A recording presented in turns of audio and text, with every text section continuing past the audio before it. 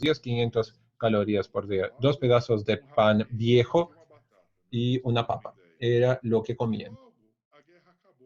Una vez que terminó la guerra, esto fue de octubre hasta mayo, octubre de 44 a mayo de 45, en mayo de 45 terminó la guerra y después la vida vuelve a lo normal, la alimentación volvió a lo normal y los holandeses controlaron esta cohorte de los hijos del hambre, de la hambruna de Holanda y vieron datos muy interesantes. Observaron que cuando estos individuos llegan a la edad adulta, presentan una serie de cambios fenotípicos. Voy a incluir intolerancia a la glucosa, obesidad, hipertensión, hasta esquizofrenia, y acá para nuestro interés, el aumento de riesgo de cáncer de mama. Una cosa que me gustaría enfatizar, enfocar, es que el momento en el cual ocurre este insulto nutricional, esta hambruna, sea en el primer trimestre o segundo o tercero del embarazo o la primera infancia, esto tendrá un gran impacto en cuáles son los órganos afectados. El ejemplo, la obesidad está relacionada con un hambre durante el medio y el fin del embarazo, mientras que el cáncer de mama está relacionado a una exposición al hambre durante la primera infancia. Por lo tanto, dice que los sistemas tienen un timing de desarrollo y dependiendo de cómo son afectados y cuándo son afectados, esto afecta el fenotipo en la edad adulta. Tomás, estos dos puntos que usted recalcó son muy interesantes. Tanto la exposición al estrol que usted mostró, que era muy común, esto de forma exógena en mujeres en el siglo XX, y tanto cuanto la falta de nutrición severa, como nos está mostrando en este episodio, de la hambruna holandesa. Y me recordé ahora de bueno, yo leí este artículo hace un tiempo. No tiene nada que ver con oncología y medicina, pero es un profesor de MIT y habla mucho de la adquisición de lenguaje, en fin. Y él tiene una teoría que cuando el niño nace, es una analogía, lo que voy a hacer, nace con todos los switches abiertos, todos los gatillos abiertos, mientras tenemos los estímulos ambientales desde el útero de la madre, cerramos los switches o abrimos otros selectivamente de acuerdo con el estímulo. ¿Qué dice este investigador? Que un niño cuando se genera y nace puede hablar cualquier idioma porque tiene todos los switches abiertos y cuando nace y escucha un cierto idioma, cierra algunos switches para aprender mejor su idioma. Si hacemos una analogía aquí con la oncología, vamos a hacer una analogía que el feto puede tener varios switches abiertos mientras tenemos en la madre el estímulo de la hormona o la subnutrición o cualquier estímulo, vamos seleccionando algunas presintonías, digamos, del sistema inmunológico. Y esto puede llevar a la vida del adulto y algunas consecuencias desde esquizofrenia, hipertensión, obesidad y así por demás el cáncer de mama también. ¿Qué le parece? Me parece muy interesante esta analogía. El Fonsky, un gran lingüista, impresionante. Como la plasticidad del cerebro, del cerebro del niño, eh, porque en tesis cuántos idiomas existen en el mundo y en potencial podemos aprender cualquier idioma. Pero cuando se cría sin idiomas, sin lenguaje, también tenemos un problema muy serio, claro. Yo puedo hacer una analogía de lo que Chomsky dijo y que usted menciona con el concepto de epigenética. El epigenoma es una entidad extremadamente plástica. Tiene switches, tiene gatillos, puertas. Y cuando tenemos el cigoto, tenemos la pluripotencia. Todo puede ser logrado. Y el epigenoma, hasta cuando tenemos la fecundación per se, el espermatozoide y el óvulo llega con medio genoma en un estado epigenético predeterminado. Y para que la vida sea posible, necesitamos hacer una desmetilación global, tanto del espermatozoide cuanto del óvulo, del huevo. Por lo tanto, nos damos cuenta que a partir de esto hacemos la inducción de programas epigenéticos que son estas definiciones del switch. Hacemos la, hacemos la diferenciación para los diferentes órganos, cerebro, hígado, etcétera. Pero en la primera infancia, este epigenoma aún sigue muy plástico. Esto es muy bueno por un lado y podemos lograr una adaptabilidad muy alta al ambiente, pero también dice que es justamente el ambiente que es nuestro ambiente muy agresivo y esto puede incorporar marcas en el epigenoma, haciendo los cambios de los switches de por vida. Y esto es una asociación génica a largo plazo. Yo me voy a recordar de esto y voy a intentar explorarlo un poco más. Es muy interesante, porque lo que usted dice, esta pluripotencialidad de la célula madre, que puede hacer lo que quiera, tenemos la receta en todas las células para ser un individuo, pero a causa de inhibición, metilación, no tenemos eso. Y esto puede ocurrir también con estos factores de agresión, tanto de restricción del alimento cuanto de poner sustancias externas, exógenas, que no hacen parte. Correcto, correcto, doctor Benedito. Muy bien, muy interesante. Muchas gracias por el insight. Yo estoy aprendiendo, no digo nada. Así, antes utilizábamos un término que tal vez sea un término muy reducido, que es el origen fetal del cáncer de mama. Entonces empezamos con la interacción de la madre con el feto, también es muy profunda, y madre, hijo, hija, durante la lactancia también es muy profunda. Tenemos, por lo tanto, una definición de identidad que afecta a todo. Pero sabemos el día de hoy que tenemos otras fases muy importantes, que la propia infancia es importante y la adolescencia también es muy importante. La niña, mientras está en la prepubertad, tiene una remodelación de la glándula mamaria que hace con que la célula sea muy plástica y susceptible al ataque carcinogénico. Por lo tanto, hoy no utilizamos más origen fetal. Hoy utilizamos el término origen de desarrollo del cáncer de mama. Y no consideramos solo la vida en el feto, pero también en su desarrollo. Los mecanismos propuestos, uno de ellos son los cambios en el desarrollo de la glándula mamaria, el segundo son los cambios genéticos y tercero, la desregulación de las células madre mamarias. Veamos la glándula mamaria, un órgano fantástico, tenemos una arquitectura muy compleja. Y cuando empezamos a estudiarla, cómo un órgano puede hacer la producción de leche, es algo muy interesante. Es un proceso muy complejo, la expresión génica que está previsto en nuestro genoma de mamífero.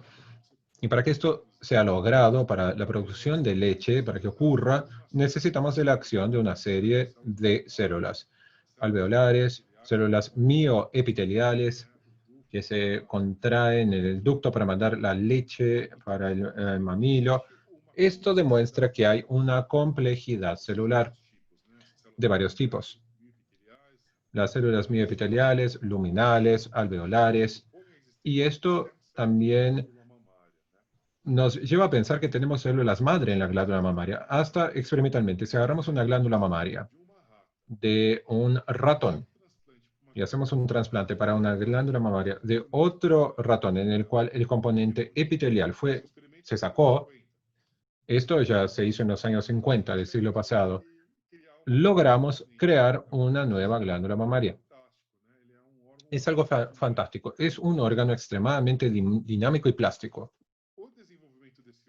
El desarrollo de este órgano ocurre ya en el periodo del embrión. Empezamos como un botón muy primitivo que no se expande mucho durante la embriogénesis y la vida del feto. En la vida neonatal tenemos un poco de ramificación, pero este órgano queda dormido, que ha parado en la primera infancia. Y cuando llegamos a la prepubertad, empieza a remodelarse. ¿Qué ocurre en la prepubertad y en la pubertad per se? Tenemos el estroma, que también hace parte de la glándula mamaria, los adipócitos y fibroblastos que se expanden muy rápido. Y la parte epitelial es más liviano en términos de desarrollo. Por lo tanto, hasta tenemos biólogos de desarrollo que dicen que hay un conflicto. Tenemos un estroma que es muy desarrollado y también tenemos un epitelio que aún es parecido al periodo del embrión, que es parecido. Y esta situación de conflicto puede entonces, en teoría, aumentar el riesgo de cáncer de mama. Las exposiciones de la niña durante la prepubertad y pubertad también deben ser tomadas en cuenta.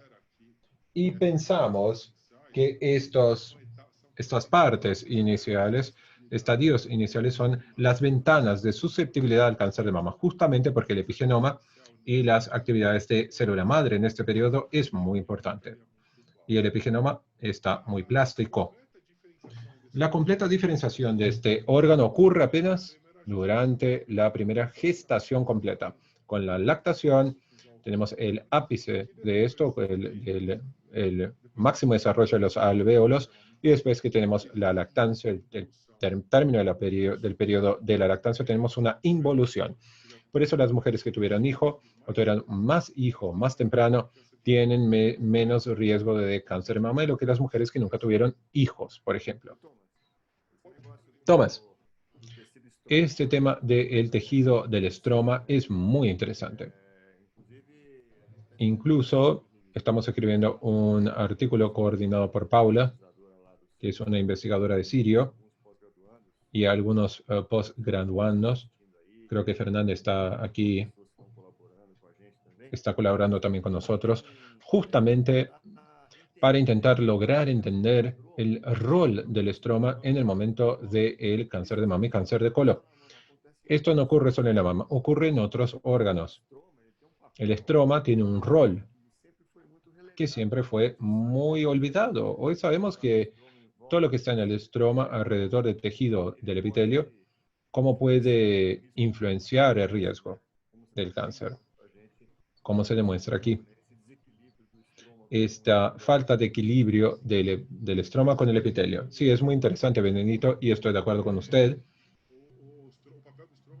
El rol del estroma se olvidó por décadas y más recientemente estamos volviendo a este componente muy interesante. Hay hasta algunos investigadores que hacen investigación en cáncer de mama y tienen un modelo que no es el que yo les mostré en el inicio. Este modelo piensan que el ataque carcinogénico y el insulto epigenético también es muy importante en la célula mamaria epitelial. Y hay un autor, Soto, argentina radicada en Tufts, y ella dice que cáncer no es un problema de ataque carcinogénico al epitelio. Dice la investigadora que el problema de cáncer es que es un cambio en la arquitectura del estroma. Y esto puede ser, tenemos la inducción por xenobióticos, y a causa de esta arquitectura cambiada tiene entonces un impacto en el epitelio. Hay una serie de investigadores que utilizan mucho más esta línea. No sé si estoy totalmente de acuerdo, porque desde el punto de vista toxicológico aún tenemos muchos estudios que demuestran que el ambiente epitelial puede ser un objetivo de los agentes carcinógenos, pero los modelos no están parados, son complementarios. Lo que ocurre en verdad es una sobreposición muy grande, y eso es lo que hablábamos antes. No tenemos este entendimiento de la complejidad toda mezclada. Como decimos acá, está todo mezclado. Es más fácil decir, ah, mi modelo es este y punto, sigo con él. No, no debemos pensar así porque en oncología las cosas están mezcladas. No tenemos un modelo total y absoluto. tenemos varias partes. Hay una sobreposición muy interesante. Y puede ser que tengamos aspectos que entran en un modelo, el otro. El tema del tiempo también es muy diferente por la forma. Yo estoy de acuerdo con usted, creo que tenemos que mirarlo con cariño hacia el estroma y lo que está ocurriendo, la inflamación, el estrés oxidativo, el estándar en fin, de la alimentación. Y aquí, solo una base de la epigenética. Tenemos varias definiciones de epigenética, más ortodoxas, otras que son más heterodoxas. Tenemos bueno, el fenómeno epigenético, que es más acepto, es aquel que no cambia la secuencia del ADN, pero hace una inducción de cambios accesorios a la molécula y que no cambia la lectura de las bases del ADN, pero cambia así el nivel de expresión de este genoma. Hablamos de la mutación.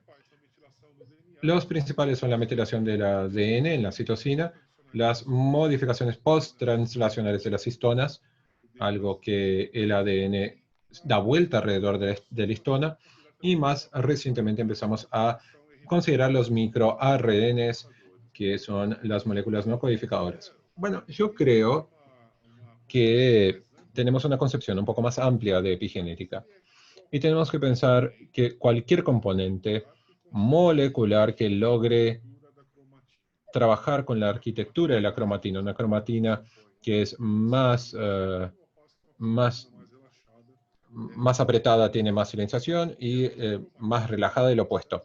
Nuestra cromatina, dependiendo del estado metabólico y durante el día pasa de un estadio más compactado para uno más relajado y la vida sigue. El epigenoma no es estático, es muy plástico. La regulación epigenética es muy importante en el desarrollo de la glándula mamaria, ya comentamos esto. Y también tenemos que tomar en cuenta la acción del stem cell, de la célula madre. La célula madre que está aquí, en la glándula mamaria, tiene que hacer la producción de los varios subtipos celulares. No obstante, el genoma de los varios subtipos celulares en la mama y en el organismo, por lo menos del punto de vista de células no sexuales, somáticas, el genoma es el mismo. Pero formamos la célula alveolar, no obstante formamos la alveolar, parte de la stem cell. Bueno, ¿quién controla esto? Es el programa epigenético que se introduce. Hasta puede ser entendido como un software que se impone a un hardware, que es nuestro genoma, y que va a controlar cómo trabajamos. Este proceso es muy importante durante la pubertad y durante la nutrición va a tener un rol muy importante. Tenemos el ácido fólico y esto es irresponsable. Bueno, tenemos los polifenólicos, tenemos los ácidos grasos, también afectan este proceso. Aquí vean los datos más antiguos de mi laboratorio. Estábamos justamente en un momento preocupados con el efecto de un nutriente en los procesos epigenéticos en la célula de cáncer de mama. Y lo que observamos con este estudio es que hay nutrientes muy diferentes, como el ácido butírico y selenio, un macronutriente y el otro es un micronutriente, logran afectar marcas epigenéticas en el cáncer de mama. Y acá hicimos la sugerencia que esto puede estar relacionado con un control de la proliferación de las células. En algún punto en nuestra investigación empezamos a pensar cómo deberíamos pensar las intervenciones nutricionales para hacer la prevención del cáncer. Y nuestras conclusiones, por lo menos las primicias es que debemos considerar el ciclo de vida de la mujer y ya empezar hacia el inicio de la vida. Así, analizamos, bueno, pensando en el ciclo de vida, identificamos lo que serían las ventanas de susceptibilidad. Tenemos acá la preconcepción, la vida fetal, la neonatal, la infancia y la pubertad y la edad adulta. La acumulación de exposiciones al cabo de la vida va a afectar el riesgo, va a aumentar o disminuir el riesgo de cáncer de mama. La dieta es muy importante, va a afectar también la preconcepción. Aquí la dieta del padre también es muy importante en la preconcepción. Y en el caso de la dieta de la madre, podemos extender esto para la vida fetal y neonatal. Y también aquí necesitamos hacer la introducción de la dieta de la hija. Esta va a ser dependiente específicamente en la adolescencia y empieza a comer lo que quiere en la primera infancia y no es muy saludable por lo general. Todas estas exposiciones nutricionales, y acá consideramos xenobióticos y otros puntos, factores ambientales, van a afectar cómo la glándula mamaria se desarrolla,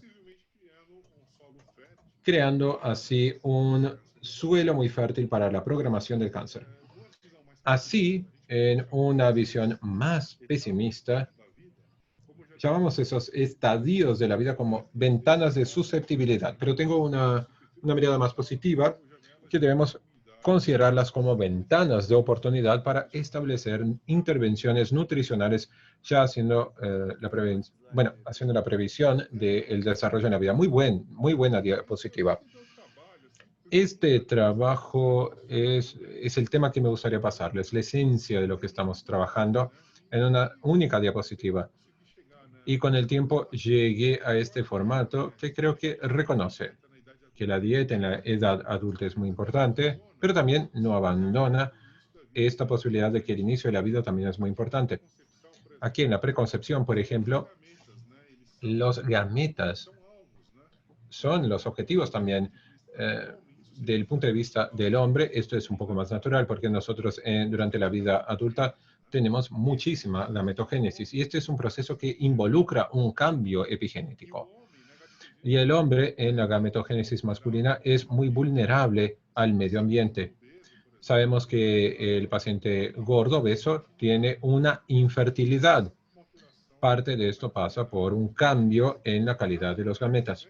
En las madres, antes pensábamos que el ovocito está ahí protegido contra todo, pero no, no es así. Hay estudios que demuestran que la mala nutrición de la mujer durante la preconcepción, apenas en esta fase, puede cambiar la calidad del huevo, del óvulo. Entonces, ambos tienen que cuidarse. Tenemos acá una mastologista. Tenemos Fabio Ferreira, que también, está trabajando en la prevención estamos hablando de la prevención de cáncer de mama, de los óvulos, los gametos. Por lo tanto, tenemos que ver esta diapositiva y hacer un brainstorm, una tempestad de ideas muy interesante. Sin lugar a duda. Hay una diapositiva final que me encantaría presentarles. Sé que estoy hablando muchísimo.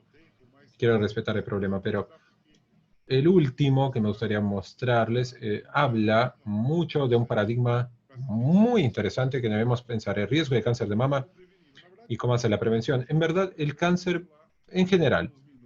Yo ya termino mi idea. Fabio está preguntando si hay algún paralelo entre si tiene una información de los pacientes que sobrevivieron al holocausto y, bueno, si hay algunos datos de la población judaica. Esta es una cohorte también muy importante, sin lugar a duda.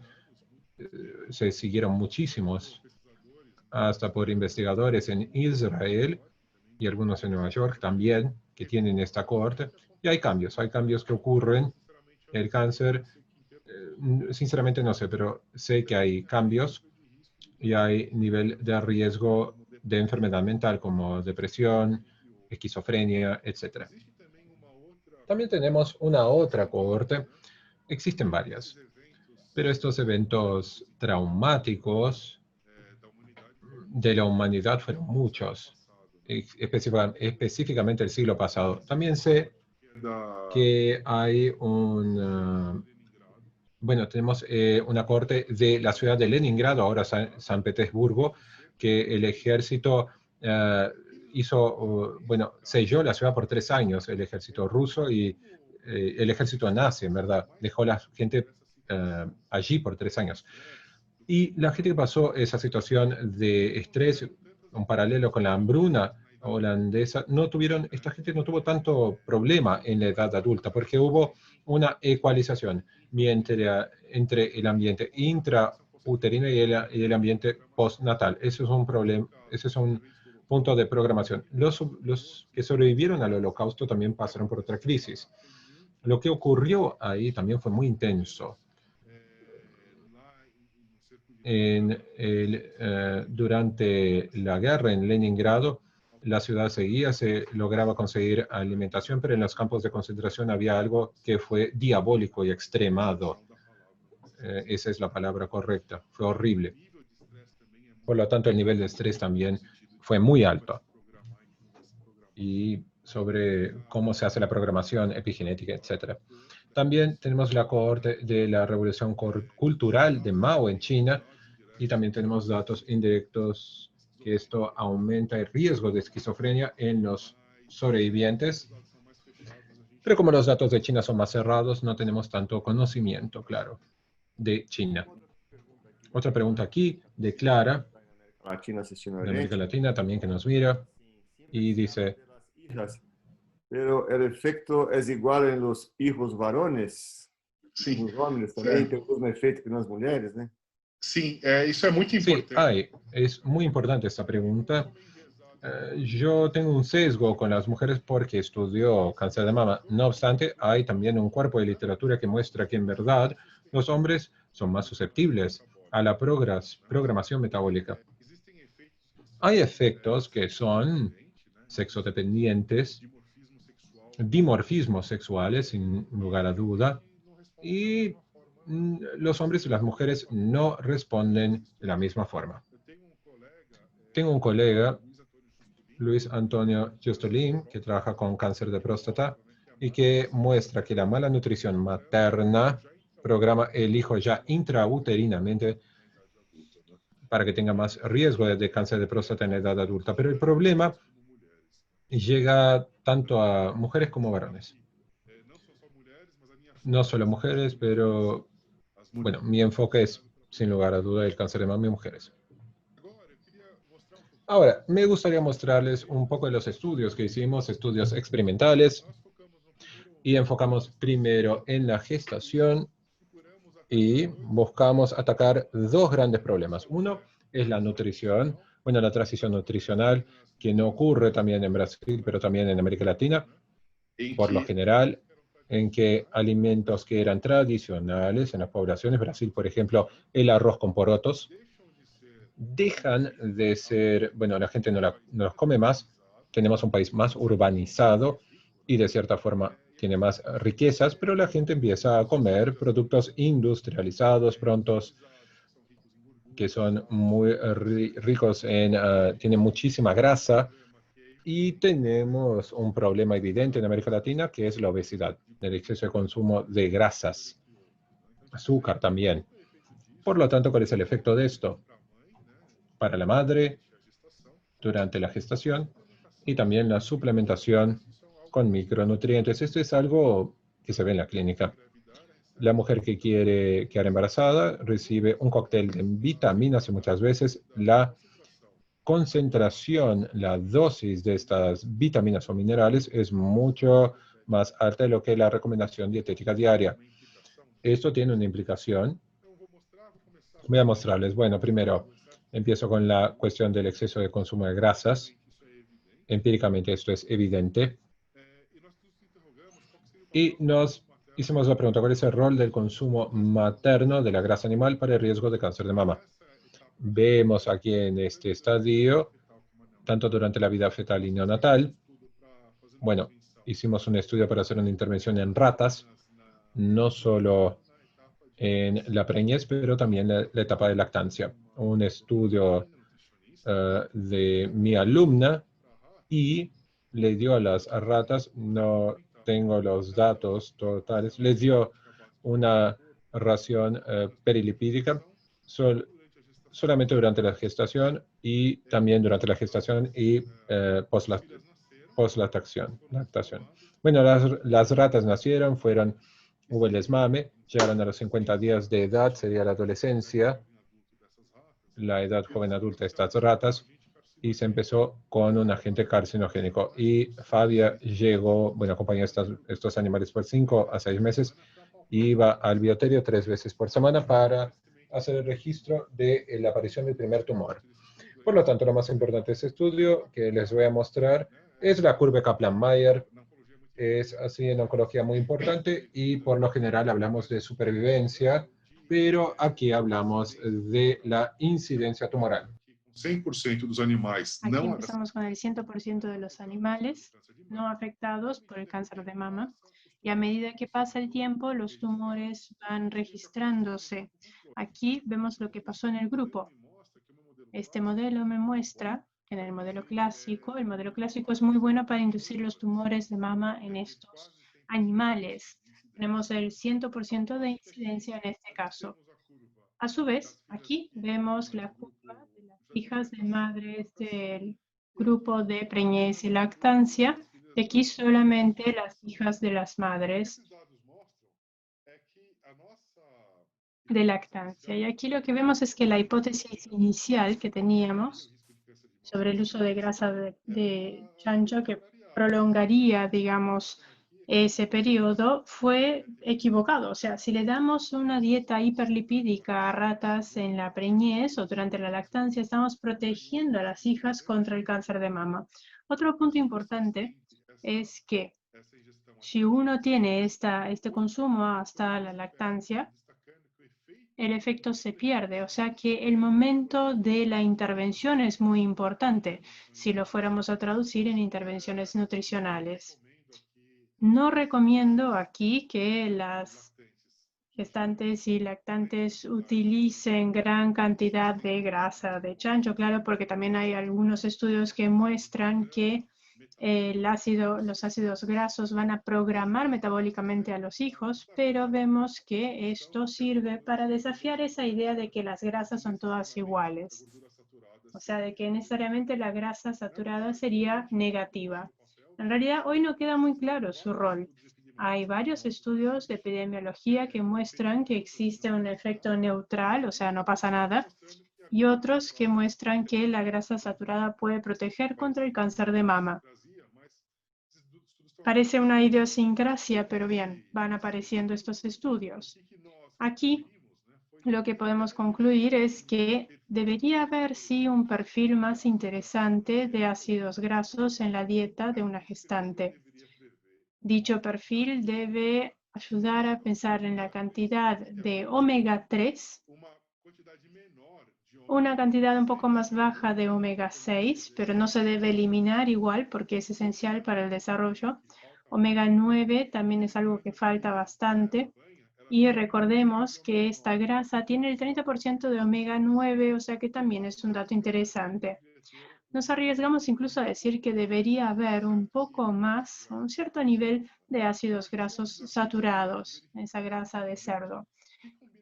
Tenemos que verificar cuál es la combinación entonces que llevaría a mejor salud metabólica y prevención del cáncer de mama en hijos e hijas.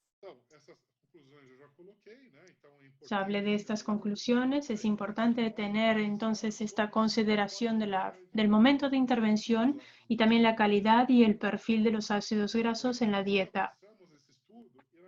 En este estudio, analizamos el lipidoma de la glándula mamaria de hijas adultas y también el perfil transcripcional global. En ese momento utilizamos el microarray, fue una gran inversión porque se trataba de una técnica muy cara en ese momento. Y lo hicimos en todos los ratones. Analizamos aquí en el lipidoma, notamos que podemos dividir los diferentes grupos. Hay varios ácidos grasos que tienen una constitución diferente. No entendemos muy bien qué significa biológicamente esto, porque son muchos ácidos grasos, pero esto por lo menos nos muestra que una intervención al principio de la vida puede hacer que haya alteraciones permanentes en el metabolismo de estas cuestiones.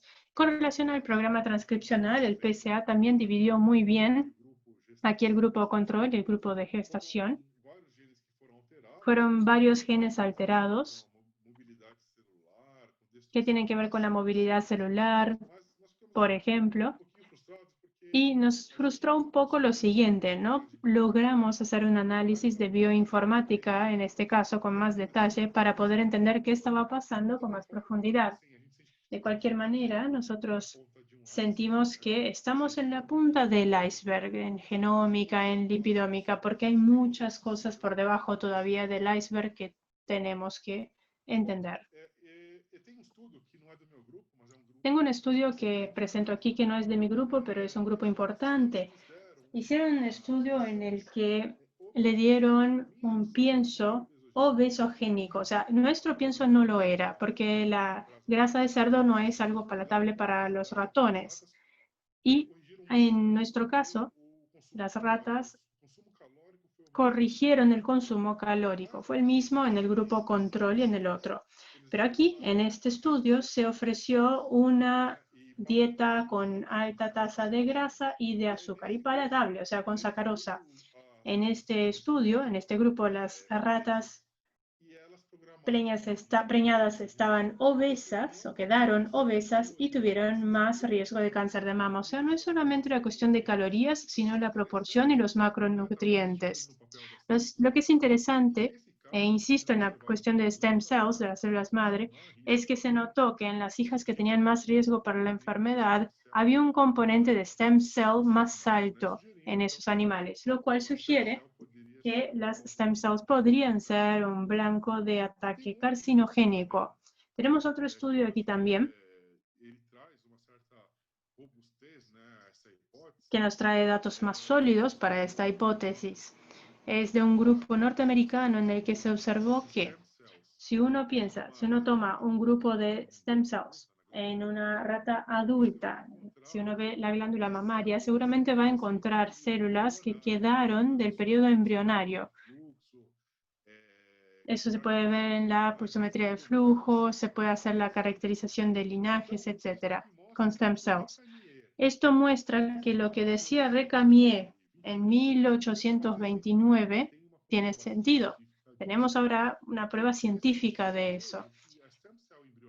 Desde esta perspectiva veo que las stem cells embrionarias, una vez generadas, se van a encontrar a lo largo de toda la vida adulta. Y esto pasa a ser un conduit, digamos, un camino, ¿no? Que vemos una vía desde el comienzo de la vida hasta la vida adulta. El enfoque aquí en stem cells nos abre toda una perspectiva muy interesante. Lamentablemente no tengo experticia con las stem cells. De hecho, si alguien que nos está viendo conoce más del tema, me encantaría hacer una alianza para hacer ese intercambio. Creo que es un área que nos podría añadir mucho conocimiento sobre esta cuestión. Me parece interesante eso, Thomas. Hace 200 años, simplemente observando, nos dio una propuesta teórica sin el conocimiento de la parte genética o de biología molecular, y pasados tantos años, hoy tenemos estudios que sí muestran ese razonamiento correcto que tuvo él. Exactamente, muy interesante eso. Son episodios en la historia de la ciencia que se muestran magníficos. O sea, todo lo que había por detrás, ¿no? Pero era algo muy rudimentario en ese momento. Sí, pero el simple hecho de tirar esa hipótesis me parece increíble. Ese es el punto. Él creó la propuesta. Esto pasó en otras áreas de la ciencia, en la física, en fin. Se hacía una hipótesis y pasaban, no sé, 100, 150 años y de repente se comprobaba algo que habían dicho hacía tanto tiempo. Es muy interesante eso. Sí, Lamarck también lo hizo. Sí, Darwin, Lamarck, en fin. Exactamente, hay incluso grupos hoy día de los neolamarquistas, en fin. Es muy interesante ese movimiento en la biología, y hay otros episodios también que podríamos estudiar en ese sentido, en la medicina. Ahora vamos a cambiar un poco el tema, vamos a seguir hablando de madres, pero de suplementos. Você precisa para terminar? Tomás, ¿cuánto tiempo tienes hasta el final de la presentación? Podrían ser 10 minutos, 15 como mucho, puede ser. 10 minutos está bien porque empezamos un poco retrasados, pero hasta las 3:25 podríamos ir. Bueno, está bien. Dejo entonces esta cuestión de los suplementos para otro momento. Este artículo está en PubMed. Nos debes un artículo. No me voy a olvidar, ¿eh? Lo voy a anotar. Sí, no hay problema. Les puedo enviar el artículo. No, queremos la presentación del artículo. Sí, claro, no hay ningún problema. Es que hay muchísima gente que le está encantando aquí la charla. Y a mí me parece muy interesante todos los aspectos mencionados desde el punto de vista científico y también desde el punto de vista analítico. O sea, nos hace reflexionar sobre todo lo que tenemos hoy con relación al cáncer de mama. O sea, no es simplemente algo experimental de laboratorio, es algo de concepto también.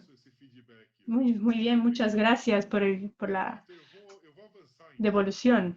Benedito, voy a avanzar entonces. Voy a hablar entonces de la influencia del hombre, del padre. Tenemos una colega que dijo, bueno, solamente se habla de las hijas, pero ¿y los hijos?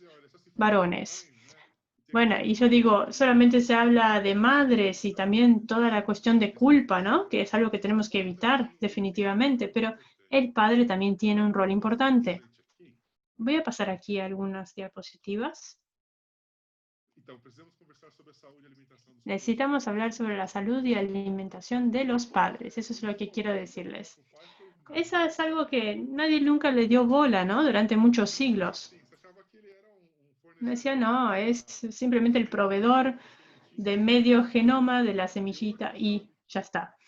Pero hoy sabemos que la condición bioquímica, metabólica, genética, epigenética con que llega el esperma en el momento de la concepción es fundamental para el desarrollo del embrión y para la salud de un varón o de una niña, no importa. En el 2010 empezamos a hablar más de esta posibilidad, aunque la parte de programación del feto y el desarrollo, aunque esta idea ya existía hacía muchos años, es un fenómeno más reciente. En el 2010 más o menos hubo como un revival, ¿no? Un rebrote de este interés. Y la pregunta era si el cáncer de mama también tendría que ver con la salud del padre.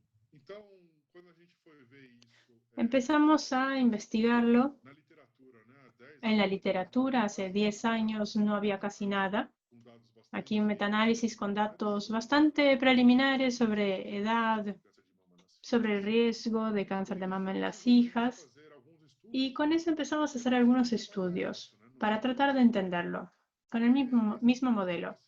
Aquí tenemos un estudio que me gusta mucho personalmente. No fue el primero, fue el segundo que se publicó. Y aquí comparamos el efecto de dos intervenciones con high fat, con alta tasa de grasa. Una con grasa de cerdo y el otro con aceite de maíz, que se le daba a ratones machos durante la preconcepción. Después esos ratones hicieron el cruce con ratas que tenían un pienso control y las hijas nunca recibieron esa dieta high fat, de alto nivel de grasa. Solamente el pienso equilibrado. Aquí tenemos el dato más importante. Aquí también un Kaplan-Meier. Y lo que notamos es que en este caso las hijas de padres que recibieron grasa de cerdo durante la concepción tuvieron más riesgo de cáncer de mama en comparación con las hijas aquí del grupo control o de aceite de maíz. Estos son los primeros datos en la literatura que nos muestran que el padre tiene un rol importante, sí, en la programación de riesgo de cáncer de mama en las hijas. Algo que nos llamó la atención también es que la intervención con aceite de maíz durante la gestación, la preñez, tiene un efecto de protección contra el cáncer de mama en las hijas. Esto comparado con el grupo control, de hecho. O sea, si tenemos 60% de calorías de aceite de maíz, igual estamos protegiendo. En este caso, claro, no recomiendo que uno tenga una dieta con 60% de grasa de aceite de maíz en los padres, no es eso, pero los datos muestran que hay una combinación ideal de ácidos grasos que tal vez funcionen para padres y madres y no parecen ser la misma combinación. En términos clínicos, eso es algo que tenemos que ponerle atención. Y la dieta suele ser la misma, ¿no? Según la familia. Les voy a pasar rápidamente algunas diapositivas. Nosotros analizamos el estándar global de expresión de microARNs en el esperma de los padres y en las glándulas mamarias de las hijas. Y es interesante porque uno cambia la expresión del esperma, o sea que es algo muy plástico. Y eso tiene una repercusión en la glándula mamaria de las hijas. Hubo una serie de microRNAs que tenían una expresión alterada. No recuerdo ahora sus nombres, pero lo que le puedo decir a ustedes es que un proceso que tenían como blanco aquí y que mostró el análisis proteico es que el proceso de transición del mesénquima estaba muy activado en estos animales adultos. Y eso es un problema con relación al cáncer de mama, porque si empezamos en epitelio y mesénquima es algo que uno quisiera tener en embriogénesis, pero no en la vida adulta. Para concluir, también tengo algunos estudios más, pero voy a saltar aquí a la parte más directa. Vean aquí el modelo que veo como tal vez uno de los modelos más lúcidos para pensar en la prevención del cáncer. Sería el Life Course Approach to Cancer Prevention, o sea, un enfoque de toda la vida para prevención de cáncer. Esto es de Y.E. Solomons, de hace algunos años ya, y consideran que el riesgo tiene que pensarse en la vida de un hombre y de una mujer, en toda la vida, especialmente considerando los ciclos de vida. Aquí tenemos la edad en el eje X aquí, y tenemos también el riesgo de desarrollar cáncer de mama, o mejor dicho, cáncer de manera general. Aquí tenemos las diferentes fases de la vida, entonces como feto, infancia, adolescencia, vida adulta, etc. Cuando nacemos no tenemos un 0% de riesgo de cáncer, no, hay un riesgo que es bajo, pero que ha sido modulado ya por las posiciones en la vida fetal, en la infancia inicial, etc. Uno empieza entonces a cambiar la curva, a inclinarse en esa curva. Si uno pasa un límite, sobrepasa un límite, puede llegar a desarrollar el tumor. Después, a lo largo de la vida, uno va teniendo otros factores, se van acumulando otros factores de riesgo y todo eso se junta. Y llega un momento, especialmente en una edad más avanzada, que uno, digamos, supera el límite. Con tanta exposición, con tantos factores, uno supera el límite y tiene el desarrollo del fenotipo tumoral. ¿Qué implica este riesgo? Tenemos un aspecto genómico.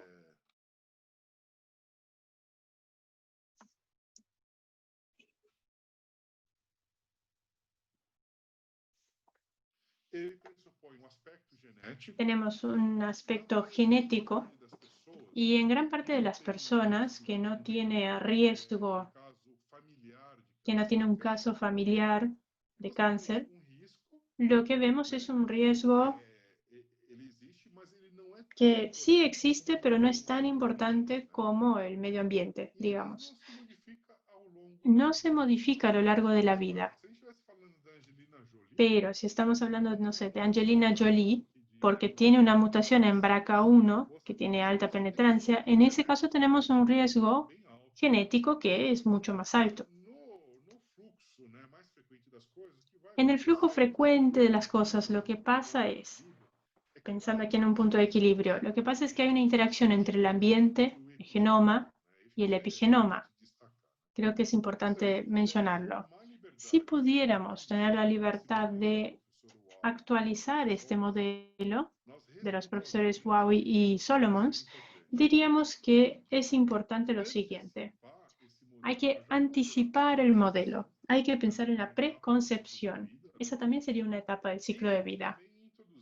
Y también hay que introducir un componente epigenético aquí. El aspecto genético es más estable en nuestra vida, pero el epigenético también es importante. Hablamos de los switches, por ejemplo, de Chomsky, y esto es algo muy plástico en el comienzo de la vida y muy susceptible a una mala regulación por la mala nutrición, exposición a drogas, etc. A medida que vamos envejeciendo, ese epigenoma se vuelve más estático y llega un momento de la vida que está más estable y lo que va a pasar en la edad adulta es que uno tiene un rol o un proceso de epigenetic drift. O sea, el individuo más adulto, más añoso, ya no puede mantener los patrones epigenéticos originales y eso lleva a una desmetilación y probablemente reactiva una stem cell embrionaria que está ahí durmiendo en un órgano del adulto. O sea que aquí está mi recomendación en términos prácticos. Tenemos que pensar también en esa preconcepción como una ventana de oportunidad para evitar el cáncer. Quisiera agradecer a estas agencias de promoción y también nuestros colaboradores, alumnos, exalumnos, tantas personas en estos últimos 14 años. Y voy a hacer un poco de propaganda también, si me permiten. Sí, claro. Aquí tenemos una publicación del ILSI, el International Life Science Institute, que habla justamente de la nutrición en el comienzo de la vida, epigenética, prevención de enfermedades crónicas no transmisibles. Una ventana de oportunidades para pediatras. Aquí esto sirve para oncólogos, sirve para biólogos, sirve para varios tipos de profesionales. Es algo muy básico y es gratis y lo pueden descargar en ILSI. También tenemos aquí un libro nuestro sobre nutrición y prevención del cáncer que se publicó por la Royal Society of Chemistry y está en venta en Amazon o en el mismo sitio de la Royal Society of Chemistry. Y acá tenemos un resumen de todo lo más actual en lo que es nutrición, prevención de cáncer. Hablamos justamente sobre el comienzo de la vida aquí, en ese esquema que les mencionaba, eso lo tenemos en nuestro capítulo. Y debo decir que Benedito fue un gran colaborador. Aquí también contribuyó mucho hablando de la carne roja y el cáncer de colon, la asociación que existe. Si están interesados, aquí está la sugerencia. Concluyo diciendo que me encantó la charla, me gustaron mucho las preguntas, muy interesante esta interacción. Les pido disculpas porque me pasé del tiempo, pero es que me emociono y me pongo a hablar, pero pienso que es mejor explicar las cosas bien que pasar tan rápido por toda la información. Gracias una vez más y muchísimas gracias, doctor Benedito. Por favor, Tomás, ha sido un gusto para nosotros. Hay mucha gente aquí interesada, muchos cumplidos. Nadie se fue, se quedaron todos hasta el final. Eloísa Tallara dice que fue excelente, que le encantó. Un abrazo para ella también. La gente del posgrado de Sirio, hay varios alumnos de posgrado aquí que están viendo. Milena de la USP Ribeirão Preto, hay un grupo enorme de personas, muchísima gente agradeciendo. Ha sido excelente el nivel de esta clase y estoy totalmente de acuerdo. Necesitamos hablar con tranquilidad, no pasar tan rápido por la información. Claro que necesitamos tiempo, le agradezco también a los traductores que pasado el tiempo se quedaron. Muchas gracias por la disponibilidad. Y quiero agradecerle a los participantes y a Tomás, pero vamos a tener que tener otro día más de reunión, ¿no? Sí, sí, claro. Vamos a elegir algún tema que por ahí no tuvimos tiempo de profundizar hoy y elegimos alguna fecha seguramente. Estas reuniones las hacemos cada 15 días más o menos y así volvemos a discutir, pues un tema muy interesante. Quisiera agradecerles por su disponibilidad. Gracias, doctor Tomás, por compartir todo este conocimiento tan interesante sobre nutrición, con bioquímica, y todo integrado con la práctica clínica. Realmente todo se mezcla y para nosotros eso es excelente porque más y más la gente sabe más de menos, ¿verdad? No podemos dejar a un lado esa idea, esa visión holística del contexto, porque por ahí uno se acerca tanto a un objeto que no ve el todo, ¿verdad? Por ahí uno no siquiera ve el objeto entero, dependiendo de la perspectiva. Sí, Benedito, hay una frase que dice Simone Weil, que dice: la puerta del faro es lo que marca la sombra. Eso me parece interesante, pensando en la perspectiva, ¿no? La ciencia es muy importante, pero hay que verticalizarla. Pero haciendo eso no podemos perder la perspectiva del contexto. Perfecto, Tomás. Muchísimas gracias una vez más. Gracias a todos los que han participado. Va a quedar grabada la reunión si lo quieren ver más adelante. Un gran abrazo a todos. Hasta luego. Saludos.